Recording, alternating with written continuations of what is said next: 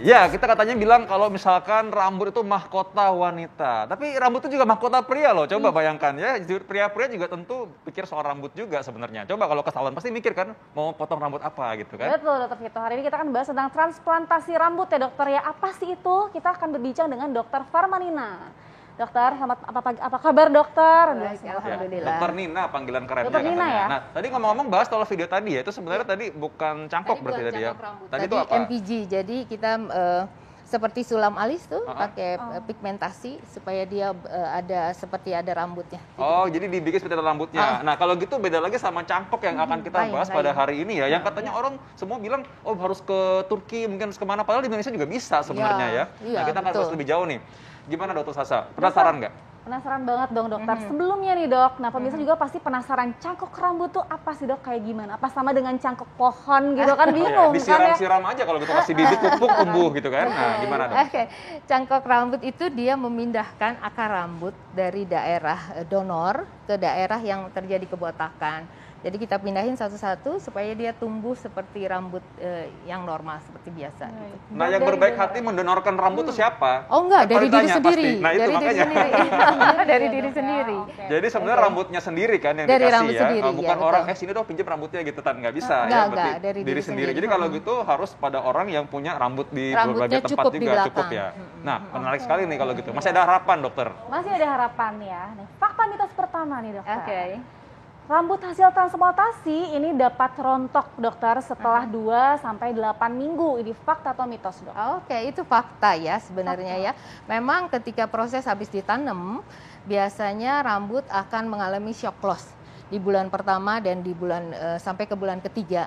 Tapi nggak usah takut, itu kan yang lepas rambutnya. Sementara akar rambutnya tetap ada di situ. Nah, kalau gitu. penampakannya sendiri biar nih nggak panik ya mereka yang misalkan tiba-tiba lihat yang rontok yang mana biasanya maksudnya yang dibilang lepas tuh. Oke, yang rontok yang rambut yang ditanamnya, tapi itu tidak seluruhnya, 30%, nanti bergantian tumbuh. Seperti kita nanam pohon, ya, daunnya kan akan kuning dulu.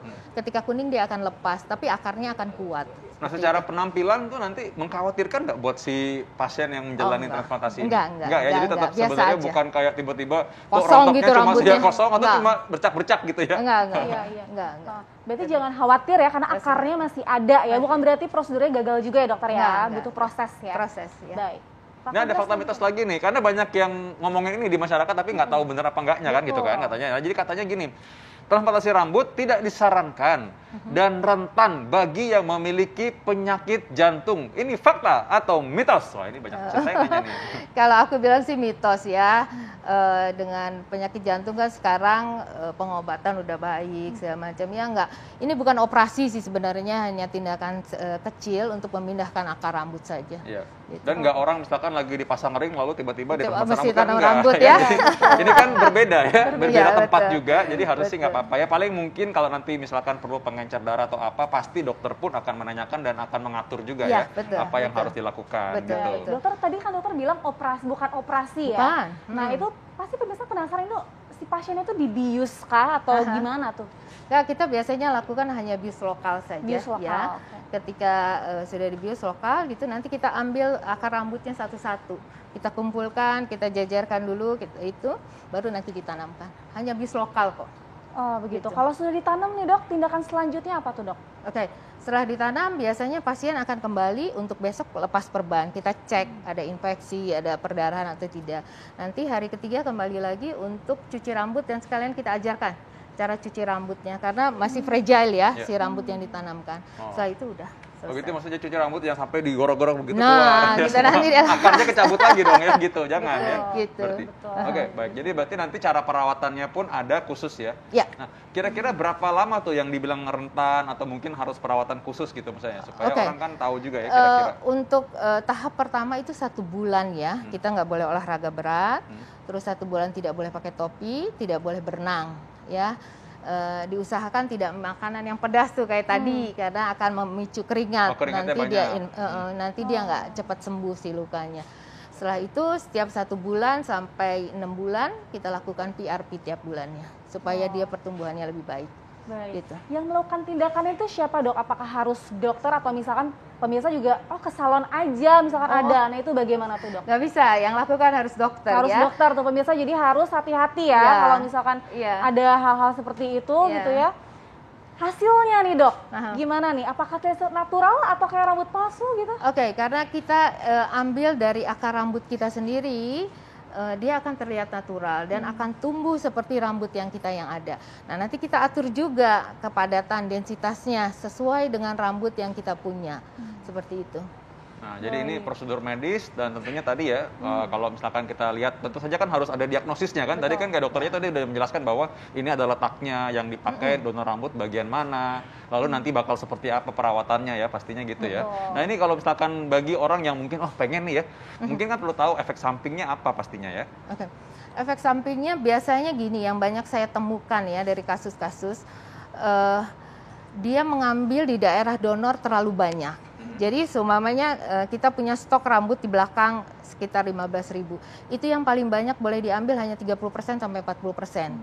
Kadang-kadang ada yang mengambil lebih sehingga rambut belakangnya menjadi tipis. Oh, gitu. Nah, terus ada lagi kalau alat untuk punch-nya untuk mengambil dia hole-nya terlalu besar, maka akan terjadi pitak-pitak kecil. Oh, Gitu. ya. Itu kan jadi jelek juga ya untuk dilihat seperti itu.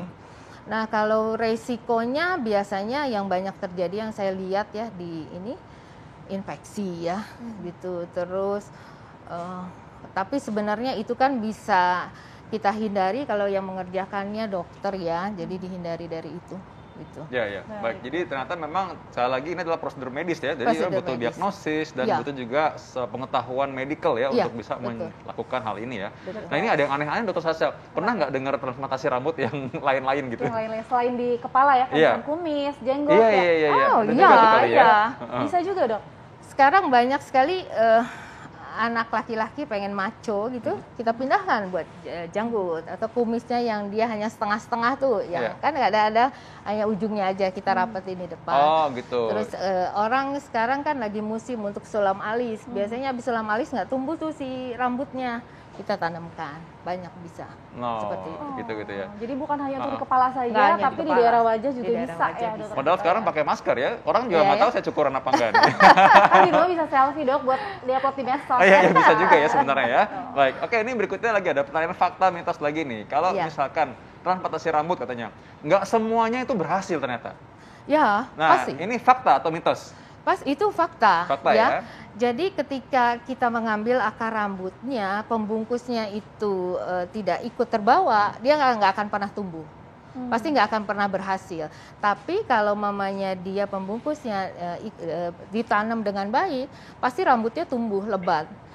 97% pasti akan tumbuh. Jadi kalau kita nanam 1000, pasti 970-nya tumbuh. Jadi Dan berarti akan sebenarnya kalau misalkan kita Teknik. singkat, mungkin keberhasilannya sebenarnya berapa persen nih? 97%. 97% ya, tapi walaupun itu tapi memang ada kemungkinan juga nggak berhasil ya Nggak sebenarnya berhasil. ya. Ya mungkin karena faktor tertentu ya tadi karena Tergantung tekniknya ya. teknik tekniknya, atau mungkin dari cara pasiennya sendiri pengambilan. kali ya. Dari pasiennya sendiri Ya, bisa. baik. Baik. Ini ada yang lain lagi nih. Fakta atau mitos berikutnya katanya kalau tanam rambut ini, cangkoknya ini nggak bisa cuma sekali. Ini harus berkali-kali katanya. Ini fakta atau mitos? Tapi jangan jawab dulu, kita akan kembali saat lagi tetap di Hidup Sehat. Sehat.